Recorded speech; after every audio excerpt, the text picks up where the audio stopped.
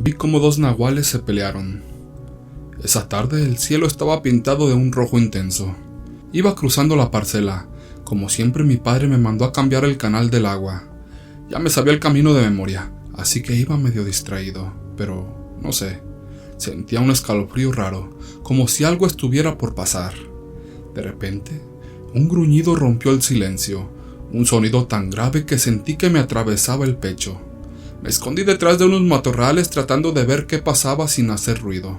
En medio del campo, entre la tierra suelta y algunos arbustos secos, vi algo que no parecía real. Un cerdo y un perro, pero no cualquier cerdo ni cualquier perro. Eran enormes, del tamaño de un hombre adulto, y parecían estar enfrentados mirándose con intensidad y coraje.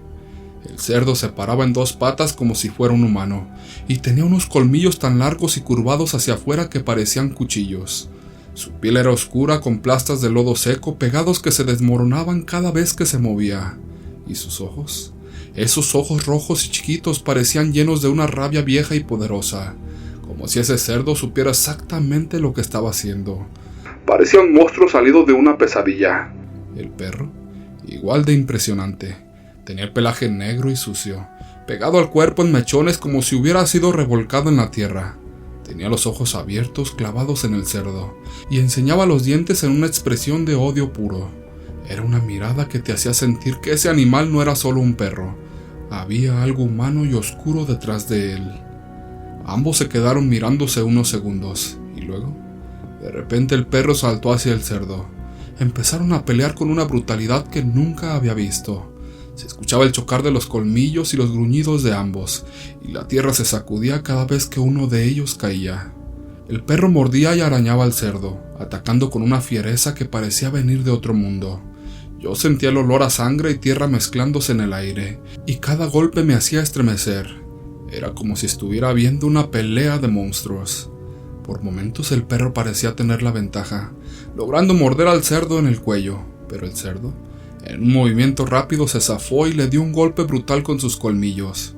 El perro cayó al suelo, y su lamento fue un chillido desgarrador. Finalmente, el perro se quedó inmóvil y el cerdo se quedó parado sobre él, respirando con una fuerza y con una mirada de triunfo que no parecía ser de un simple animal. Mientras el cerdo seguía ahí, sus ojos se alzaron al cielo y lanzó un gruñido que retumbó en todo el campo. Fue en ese momento cuando algo increíble sucedió. Ante mis ojos, el cerdo empezó a cambiar. Su cuerpo se fue transformando, sus colmillos se encogieron y su piel comenzó a tomar un color humano.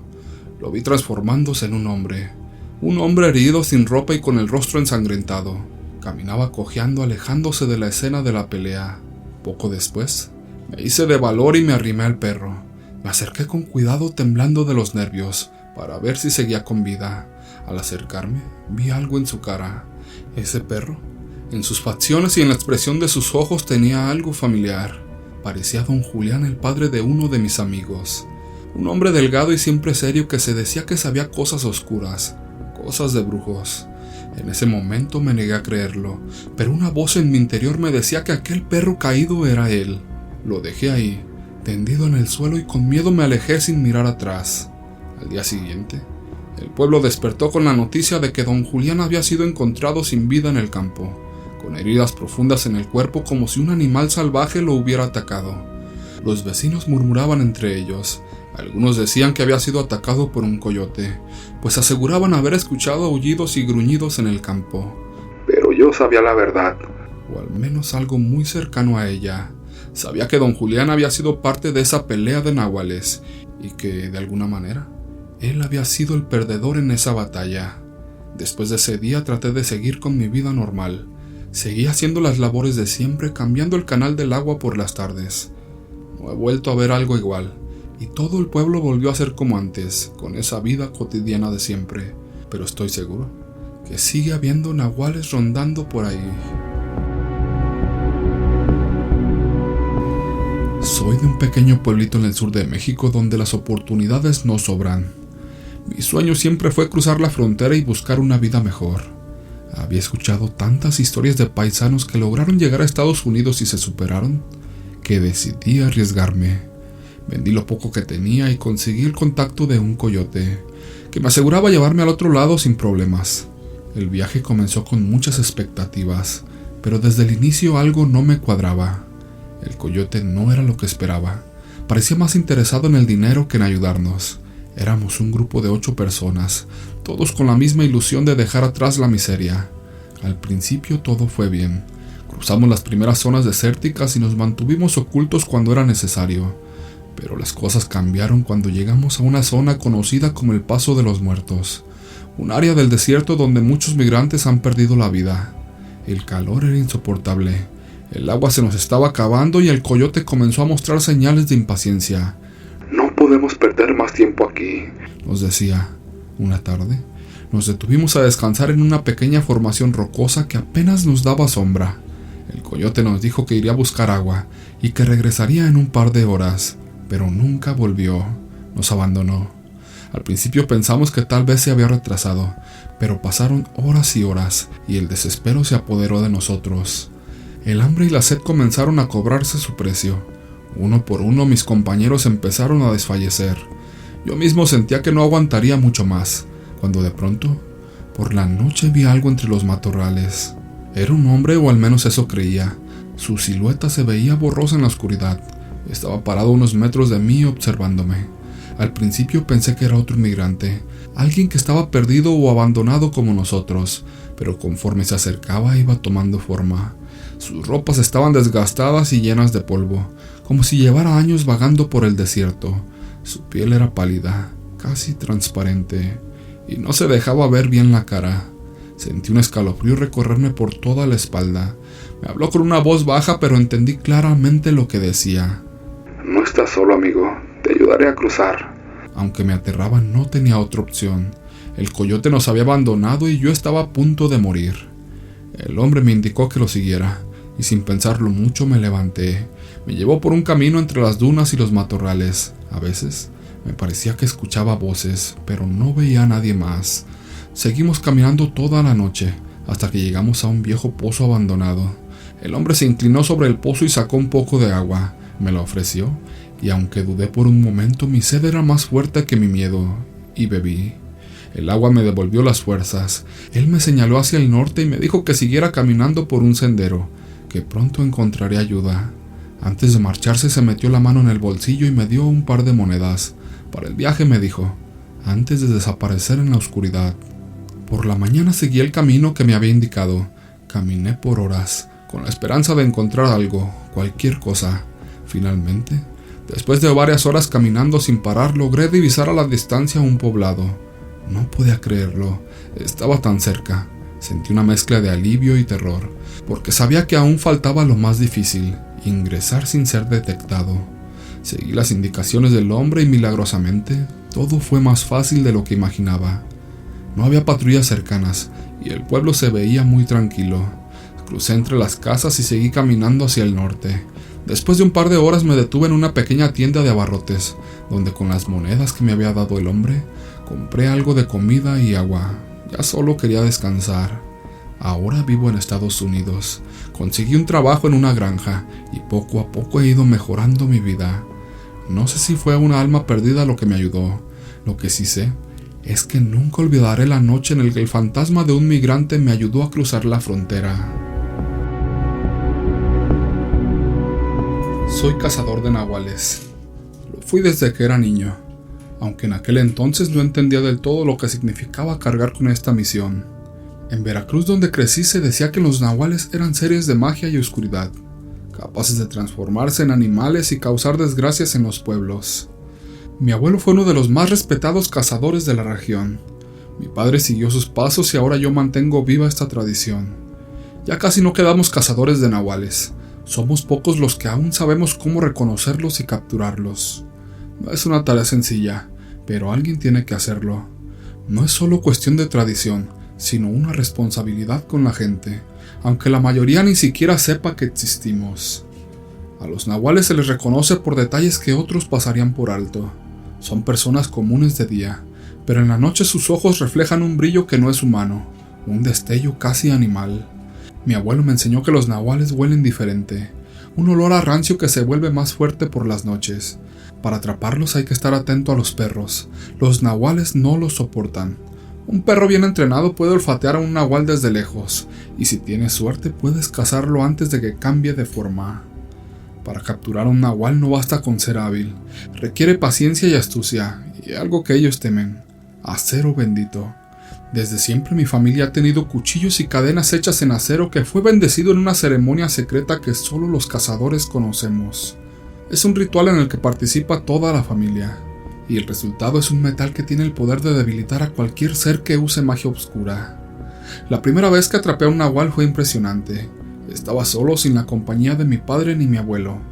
Era un hombre de aspecto común, con la mirada profunda y siempre nervioso. En el pueblo decían que tenía tratos con el diablo. Y los rumores no mentían. Lo seguí durante varias noches, hasta que lo vi cambiar de forma. Se retorcía como un gusano hasta que se transformó en un gran perro negro.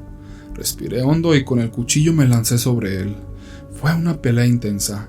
Su fuerza era sobrehumana, pero el acero le quemaba como si fuera fuego. Al final cayó y pude capturarlo. Los nahuales no pueden ser eliminados como cualquier otra presa. Una vez capturados deben ser encerrados, pues su magia es tan antigua que si llegan a morir, podrían desatar una maldición sobre el cazador y su familia. Así que los mantengo encerrados en un rincón de mi casa, donde temprano da el sol y se oculta hasta la tarde. Con el tiempo he perfeccionado el arte de mantenerlos encerrados. No comen ni beben como los humanos, pero necesitan algo más: oscuridad y silencio. Si se les priva de ambos, su magia se debilita, y así es como los mantengo bajo control, hasta que se les va la vida. Ahora mismo tengo uno cautivo. Este es un ser astuto y peligroso, mucho más poderoso que cualquier otro que haya enfrentado antes. La gente en el pueblo dice que desapareció varias vacas en las últimas semanas, y que rondaba en forma de gato negro enorme en las calles por las noches. Los niños habían comenzado a enfermar sin explicación, y los más viejos aseguran que se trata de un nahual antiguo. Lo encontré hace unas noches, acechando cerca de las casas en las afueras del pueblo. Lo seguí en silencio usando todo el conocimiento que me han enseñado. Cuando menos se lo esperaba, le lancé la cadena de acero alrededor de su cuello. Gruñó y peleó, pero el metal lo debilitaba. Aún así, su fuerza era impresionante. Logré reducirlo y lo llevé a casa, a esa celda donde otros antes que él han estado. Cuando me acerco por las noches veo sus ojos rojos brillando, y tengo que contener el miedo. No puedo evitar pensar que tal vez, esta vez me he metido en algo que no podré controlar. Esta noche, antes de entrar a verlo, me dijo algo. Esto no acabará para ti, cazador. Me sorprendió porque nunca había hablado. Sé que esta casa no es como las anteriores. Este nahual no es como los otros. Hay algo poderoso en él. Algo que me dice que aunque lo mantenga encerrado, aún está libre de alguna manera que no alcanzo a entender. A veces me paro frente a su celda con el cuchillo de acero bendito en la mano, tratando de decidir qué hacer. Nunca nos pasó esto antes con mi abuelo o mi padre, así que tendré que solucionarlo por mi cuenta. Lo veo y él me devuelve una mirada espeluznante, y entonces lo escucho de nuevo. Esto no acabará bien para ti, cazador.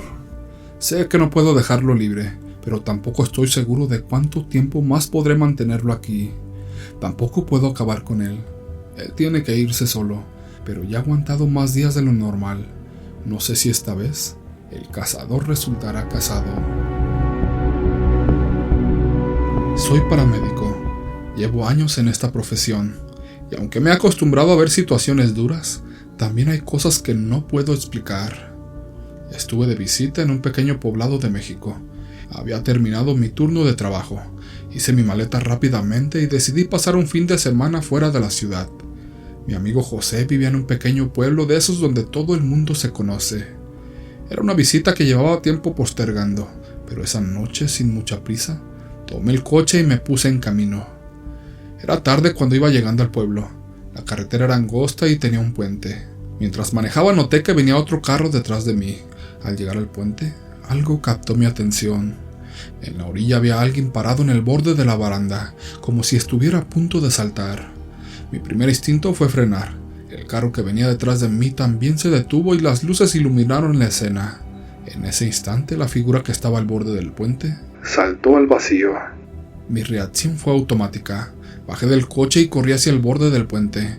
El instinto de paramédico me impulsaba a ayudar. Miré hacia abajo esperando ver el cuerpo o algún movimiento, pero no había nada, solo el río, que apenas llevaba agua en esa época del año. ¿Lo viste? Grité hacia las personas del otro coche que habían bajado también.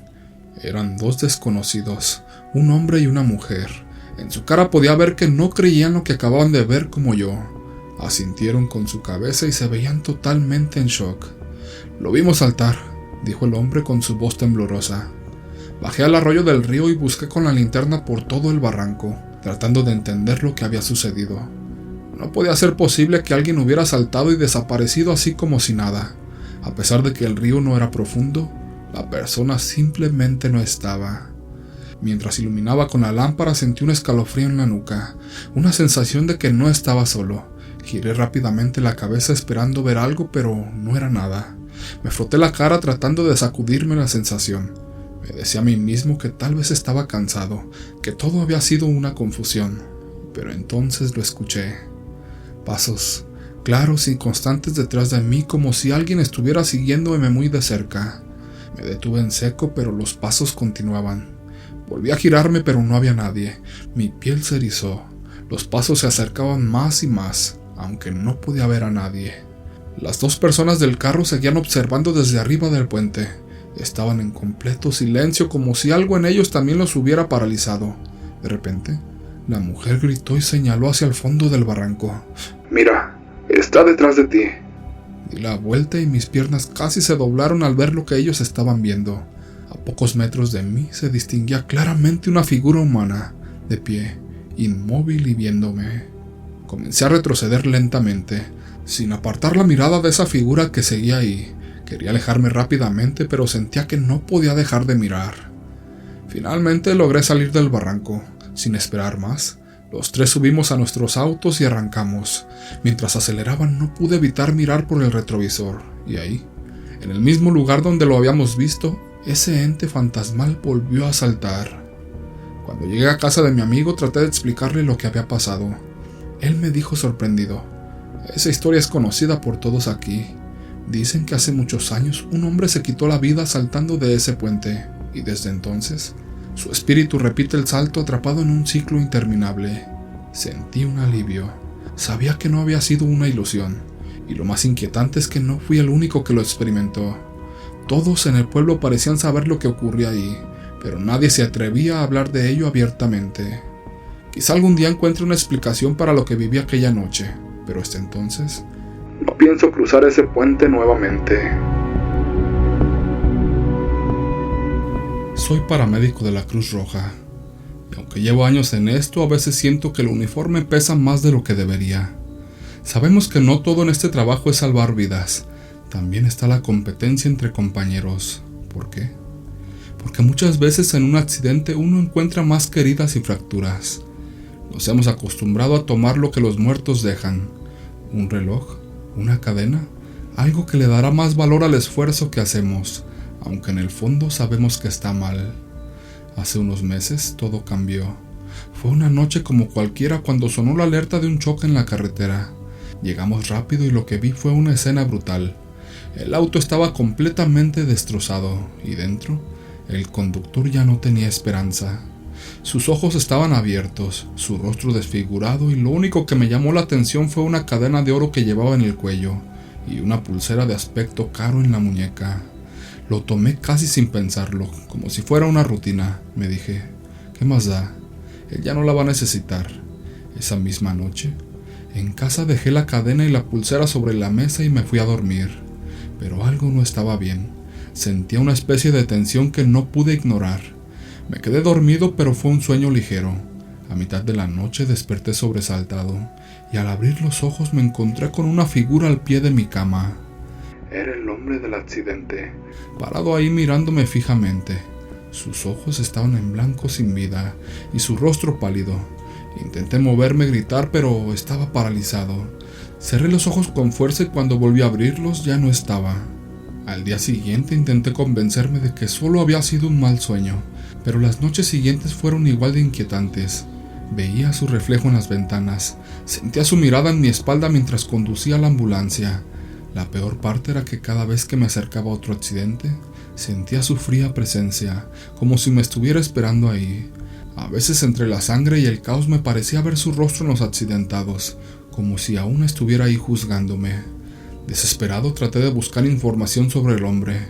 Pensé que tal vez si podía devolverle a la familia sus cosas, él se iría en paz. Pero cuando intenté averiguar quién era, nadie me quiso decir nada. Me dijeron que por protección de su identidad no podían darme información. Parecía que estaba atrapado, que por más que quisiera ese hombre no me iba a dejar en paz. Las semanas pasaron y la presencia se hacía más fuerte. Llegué al punto de no poder dormir bien, de sentir que alguien dormía junto a mí. Mis compañeros sabían lo que había hecho, pues ellos también lo hacían regularmente. Empezaron a notar que algo no andaba bien. Uno de ellos me recomendó ver a un curandero de confianza, alguien que sabía hacer limpias fuertes, de esas para cuando los muertos se quedan pegados. Desesperado acepté su consejo y fui al día siguiente. El curandero, un hombre viejo de manos huesudas, me miró con una seriedad que me puso los pelos de punta.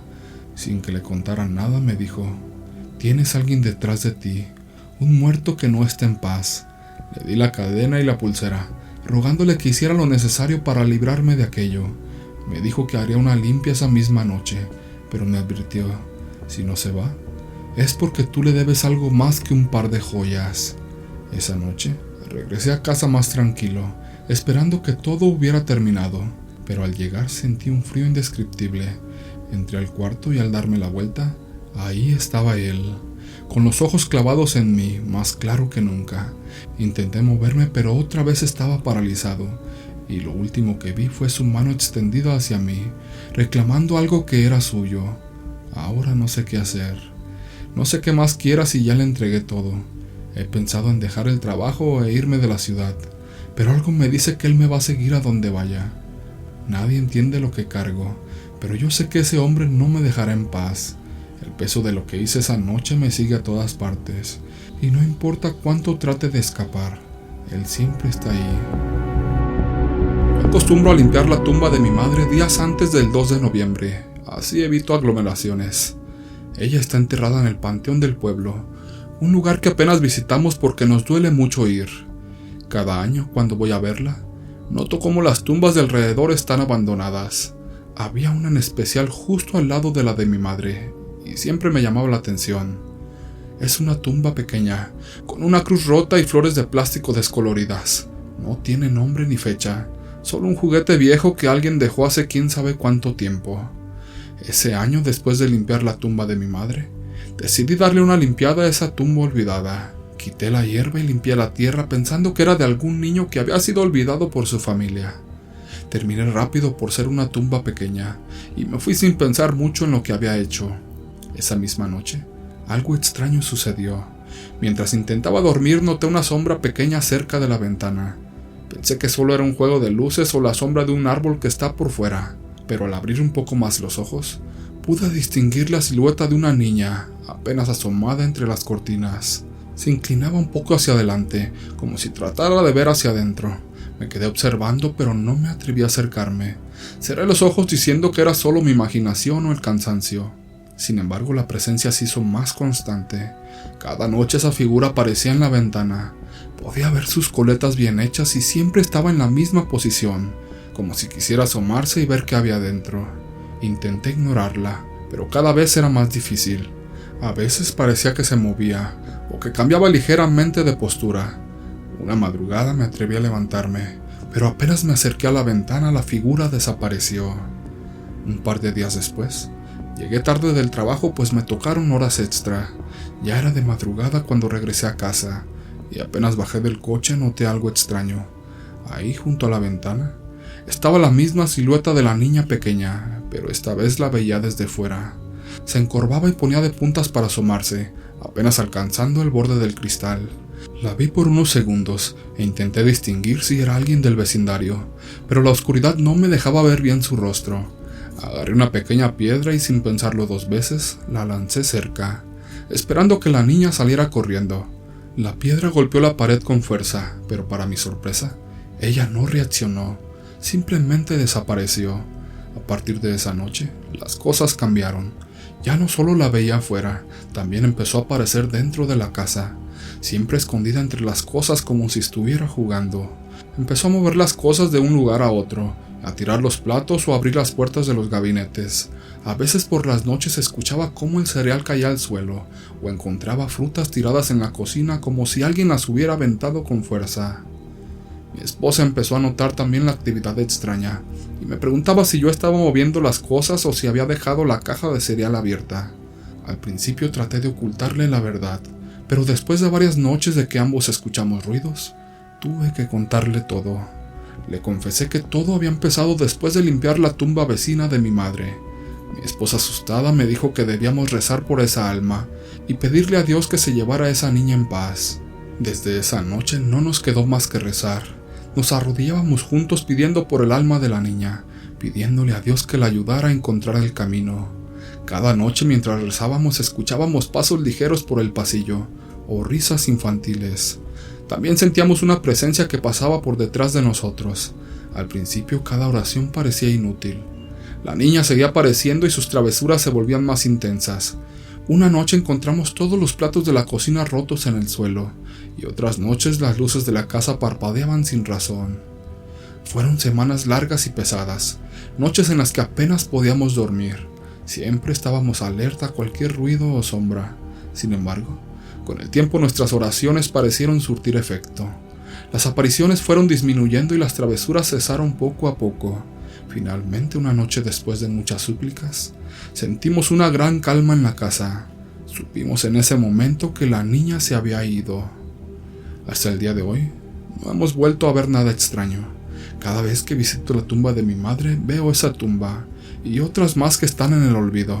Me da tristeza verlas así, pero he hecho la promesa de nunca volver a tocar una tumba que no sea la de mi madre.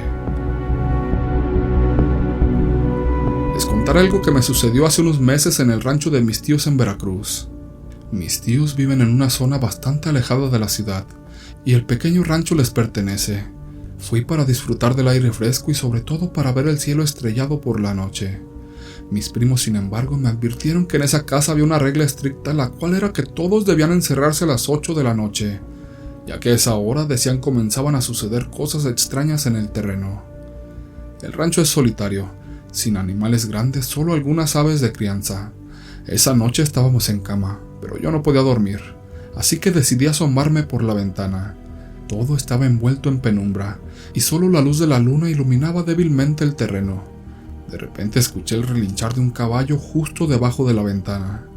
Miré afuera, pero no vi nada, aunque el sonido era bastante extraño, diferente de cualquier caballo común. Traté de ignorarlo y finalmente me acosté a dormir. A la mañana siguiente les conté a mis tíos sobre el sonido que había escuchado, pero apenas me prestaron atención. Fue entonces que mis primos me explicaron que sus padres preferían no hablar de esas cosas, y me advirtieron que no debía asomarme de nuevo por la ventana en la noche. Esa misma noche, cerca de las 11, bajé a buscar un poco de agua y otra vez escuché ruidos afuera. Me acerqué a la enorme puerta de madera, y al hacerlo volví a escuchar el relinchar de un caballo justo detrás de la puerta. Me asusté y subí de inmediato. Apenas me había acostado cuando escuché la risa de una niña, suave pero cercana, como si viniera desde afuera de mi ventana. Una mezcla de curiosidad y miedo me llevó a asomarme de nuevo. Entre la espesura del monte, vi a una niña con un vestido color salmón jugando con una correa de caballo. Al notar mi presencia volteó a mirarme y se escondió rápidamente entre el monte. Al día siguiente, volvió el mismo sonido, el eco de una risa infantil que parecía estar jugando. Me asomé otra vez y ahí estaba la niña, montada sobre un caballo oscuro. La niña me miró directamente y sus ojos negros y brillosos me dejaron paralizado. En ese momento sentí una mano en mi hombro y grité, pero solo era uno de mis primos. Le dije que había algo afuera, pero cuando se asomó no había nada. Esa noche dormimos juntos en el mismo cuarto. A la mañana siguiente mi tía me vio alterado y dijo que necesitaba un ensalmo. Me pasó unas hierbas y después de un rato comencé a sentirme mejor. Entonces me preguntó qué había visto. Le conté todo lo sucedido y mi tío, con una expresión seria, me relató una historia que me llenó de tristeza y temor. Antes de que ellos llegaran al rancho, una familia adinerada había vivido ahí con su pequeña hija. Un día la niña quiso montar su caballo, pero el animal se descontroló y terminó arrastrándola, llevándola a un final trágico. En su dolor, el padre ordenó que sacrificaran al caballo, y la familia abandonó la propiedad, dejando detrás de sí un amargo recuerdo. Mi tío aseguró que los espíritus de la niña y del caballo aún rondan el terreno. Me dijo que no son espíritus malintencionados, pero que verlos o escucharlos no es algo agradable. El día que regresé a casa, mientras el rancho se perdía a lo lejos, vi a la niña una última vez. Estaba detrás de la casa y me sonreía mientras movía la mano en señal de despedida. Quizá mi tío tenía razón. Tal vez no sea un mal espíritu, pero es algo que prefiero no comprobar de nuevo. Un alma en pena me entregó sus huesos. El Día de Muertos siempre trae algo especial por las calles de mi pueblo. Las casas huelen a incienso y cempasúchil, y la gente arregla los altares con velas, fotos y flores. Las historias sobre las ánimas y los espíritus vagantes se cuentan con más fuerza. Mi abuela me decía que en esta fecha el límite entre los vivos y los muertos era casi inexistente. Me decía que cuidara siempre mis pasos, porque uno nunca sabe con quién se cruza. Era 2 de noviembre, justo al amanecer. Decidí ir a la iglesia más temprano de lo normal. Quería pedir por el descanso de mi abuelo y por aquellos que, como decía mi abuela, aún andan penando buscando descanso. Al acercarme al atrio de la iglesia vi a una anciana vendiendo palitas de madera, molinillos de chocolate y otras artesanías. Tenía el rostro arrugado y poco le veía sus ojos. Vestía un rebozo negro que parecía haber sido usado por mucho tiempo. Cuando me acerqué, la anciana me miró con una expresión rara. Podía ver en su cara un sentimiento de súplica. Sin decir nada me extendió una bolsa de plástico mediana, de esas que uno usa para el mandado. Miré la bolsa confundido y pensé rechazarla. Pensé que me vendía algo. Por impulso la tomé y la quise abrir. De inmediato la anciana me dijo que no la abriera, y su tono fue tan serio que no pude negarme. La sostuve sintiendo su peso. Era más pesado de lo que parecía. Antes de que pudiera decir algo o preguntarle qué era lo que contenía, la anciana desapareció entre la gente dejándome solo frente al atrio. No sabía qué llevaba la bolsa, pero recordé esas historias que mi abuela me contaba, sobre las ánimas y espíritus que buscan ayuda para poder descansar. La idea me inquietaba. Algo en el peso de la bolsa me hacía sentir que cargaba algo muy misterioso. Entré a la iglesia con paso lento, sin poder sacarme de la cabeza la figura de la anciana. La misa comenzó, pero yo apenas podía concentrarme en las palabras del padre. Todo lo que escuchaba parecía lejano, como si una barrera invisible me separara del resto de la gente.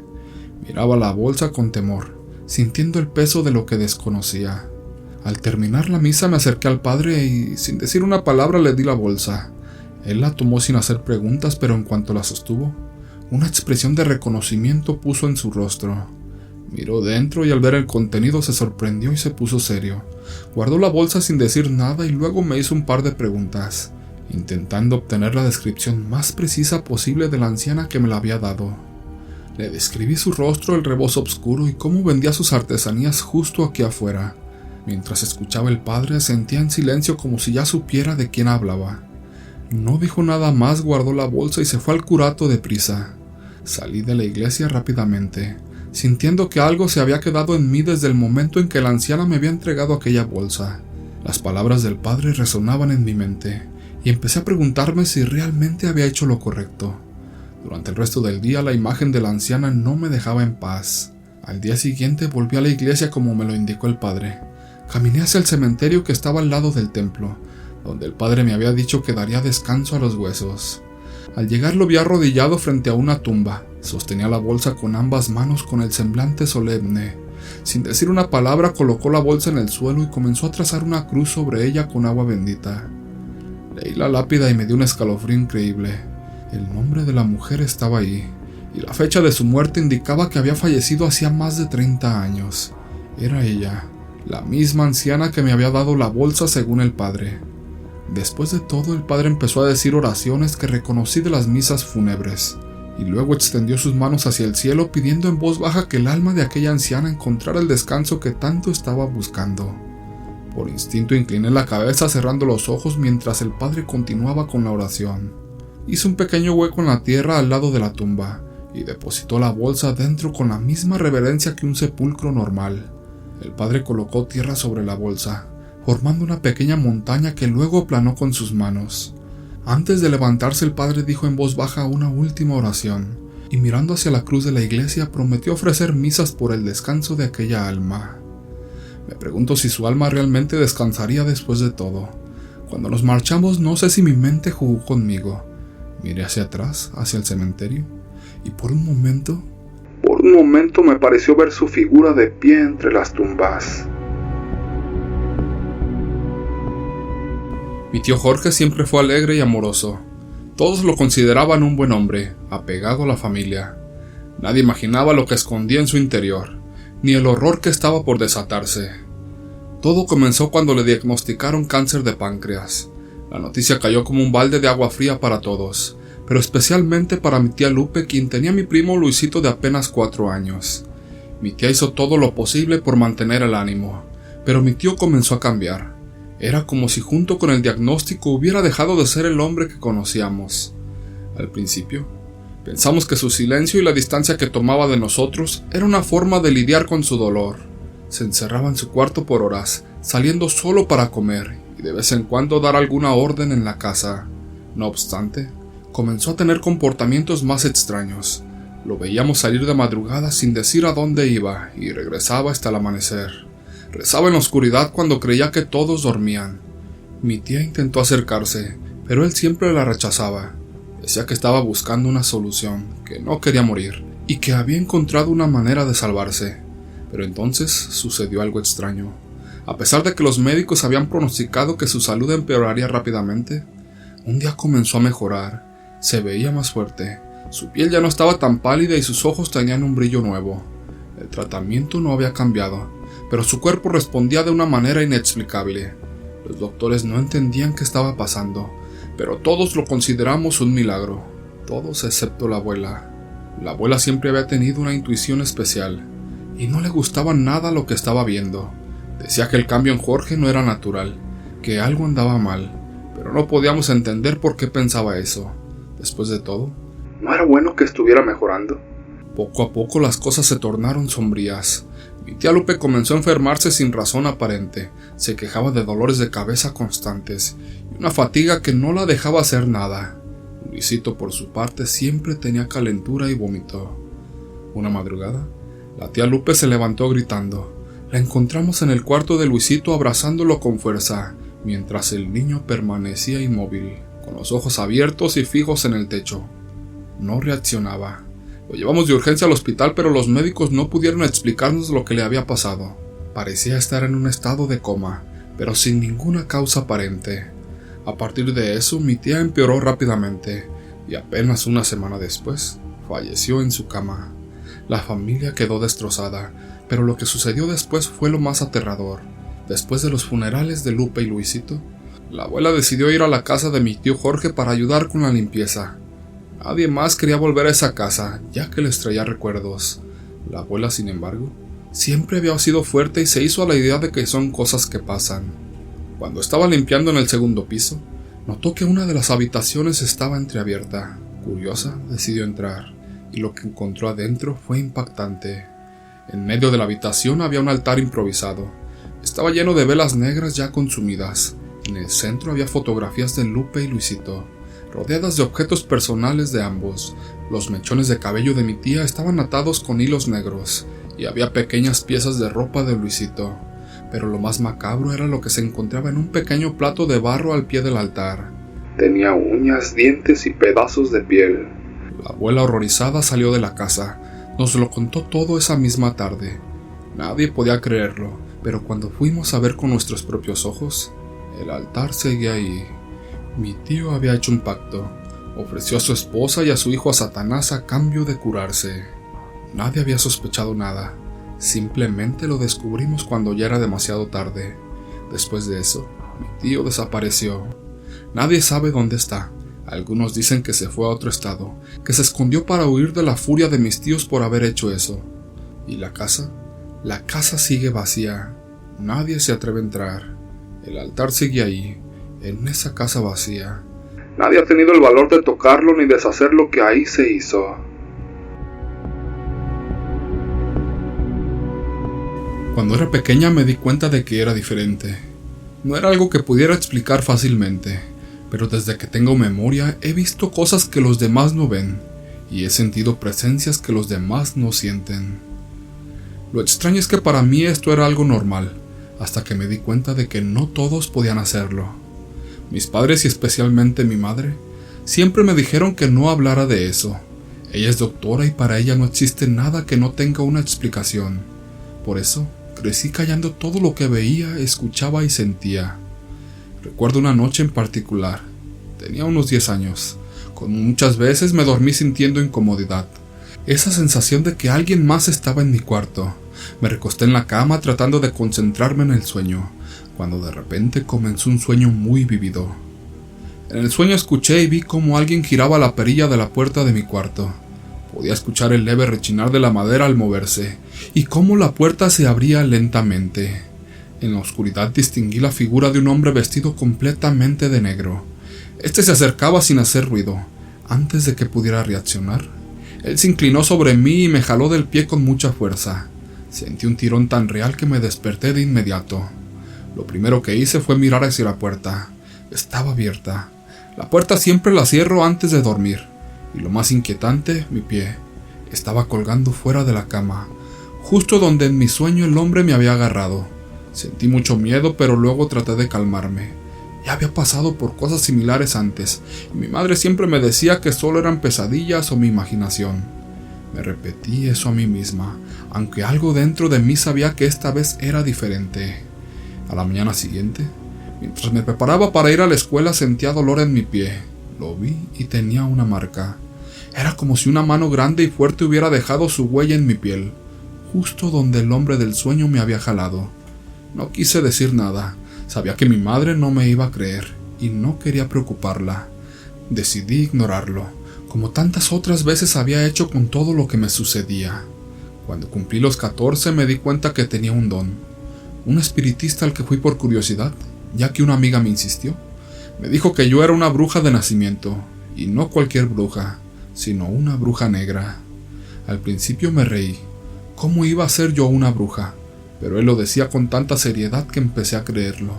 Según decía que haber nacido el 2 de noviembre, el Día de los Muertos no era casualidad. Dijo que desde que mi madre estaba embarazada ya había entidades que me visitaban, que incluso llegaban a abrazar su vientre mientras dormía. Mi madre nunca me habló de eso, por supuesto. Lo que más me perturbó fue cuando el espiritista mencionó que un hombre me seguía, una entidad oscura que había estado conmigo por toda mi vida. Me dijo que no me asustara, que era parte de mi don, pero me era imposible no sentir miedo. Mi madre siempre me enseñó a pensar racionalmente, a no creer en estas cosas, pero ¿cómo podía ignorar esa marca en mi pie y las veces que vi a esas personas que ya no estaban vivas? Con el tiempo lo reprimí, aunque empecé a leer cartas y tenía sueños en los que sentía que salía de mi cuerpo. Si bien aprendí a vivir con lo que veía y con lo que sentía, hubo una noche, hace poco, que volvió a ponerme los pelos de punta. Estaba en mi cuarto ya mayor, y esa sensación de que alguien me observaba regresó. Cerré la puerta como siempre lo hago, intentando sentirme segura. Me acosté y aunque intenté relajarme, me costaba dormir. Cuando por fin logré cerrar los ojos, lo sentí de nuevo. Escuché cómo alguien giraba la perilla. Abrí los ojos de golpe y la puerta estaba abierta. Esta vez, no había sido un sueño, era real. Sabía quién venía, lo había vivido mucho antes. Me quedé inmóvil esperando. Y entonces lo vi. La misma figura oscura, el mismo hombre vestido de negro que había visto aquella noche años atrás. Se acercó lentamente, pero esta vez no me jaló. Solo se sentó en la cama observándome. No dije nada y no me moví. El miedo me tenía paralizada. No sé cuánto tiempo pasó antes de que finalmente desapareciera. Al día siguiente las cobijas amanecieron manchadas de una sustancia negra y parecían haberse quemado. No supe qué decirle a mi madre y simplemente guardé las cobijas en el rincón del closet. Hay algo oscuro que me sigue. Mi madre sigue sin creerme, pero yo sé que es real. Y aunque no se lo diga, tengo miedo de que algún día ese hombre no solo me jale del pie o manche las cobijas, sino de que me lleve con él. Hoy quiero contar una historia que me ha perseguido durante años. Es algo que involucra a mi familia y que, hasta hace poco, no me sentía capaz de narrar completamente. Ha sido una carga emocional enorme para mí, pero creo que es importante que esta experiencia salga a la luz. Esta historia gira en torno a mi hermana, a quien amé profundamente. Siempre fuimos muy unidos y yo era su protector, su confidente, el hermano mayor que siempre estaba ahí para ella. Desde pequeños compartimos muchas cosas, y verla crecer me llenaba de orgullo. Ella era una persona alegre, llena de vida y con una energía que iluminaba cualquier habitación. Pero, como en las historias más sombrías, las cosas pueden cambiar de manera abrupta y sin aviso. Todo comenzó en una noche. Mi hermana había salido con sus amigas para una reunión en casa de una de ellas, algo que solían hacer con frecuencia, nada fuera del ordinario. Durante la reunión, una de las amigas de mi hermana sacó una ouija. Ninguna de ellas sabía realmente con lo que estaban jugando. No habían investigado ni se habían preparado para lo que podría desatarse. Decidieron jugar, quizá movidas por la curiosidad, por el deseo de experimentar algo divertido, o quizás simplemente por ignorancia. Pero como muchos saben, jugar con cosas que no comprendes siempre trae consecuencias. Esa noche, cuando mi hermana regresó a casa, algo en ella era diferente. Estaba agotada, asustada. Era como si hubiera visto algo que no podía procesar. La miré y supe que algo no andaba bien. Le pregunté qué había pasado, pero no me respondió. Solo se fue a su habitación sin decir una palabra. Me preocupé, claro, pero en ese momento pensé que tal vez había tenido algún problema con una de sus amigas. Pensé que todo se resolvería pronto. Pero las cosas no mejoraron. Las semanas siguientes mi hermana comenzó a actuar de forma extraña. A veces la escuchaba hablando sola en su habitación, diciendo cosas que no lograba entender. Otras veces la encontraba mirando fijamente a la pared, como si estuviera viendo algo que yo no podía percibir. Era aterrador. Su comportamiento cambió por completo. Dejó de asearse, dejó de comer y dejó de ser ella misma. Un día se nos escapó. Mis padres y yo la encontramos fuera de la parcela donde vivíamos. Estaba comiendo lombrices y tierra. Esa imagen se quedó grabada en mi mente para siempre. No podía entender cómo mi hermana podía haber llegado a ese estado. Un año después de aquel incidente, uno de mis amigos vino a visitarme. Decidí llevarlo a la habitación de mi hermana, y lo que vimos ahí fue desgarrador. Ella estaba acurrucada en posición fetal. Estaba hablando sola. Era como si una fuerza desconocida la hubiera poseído y no quisiera soltarla.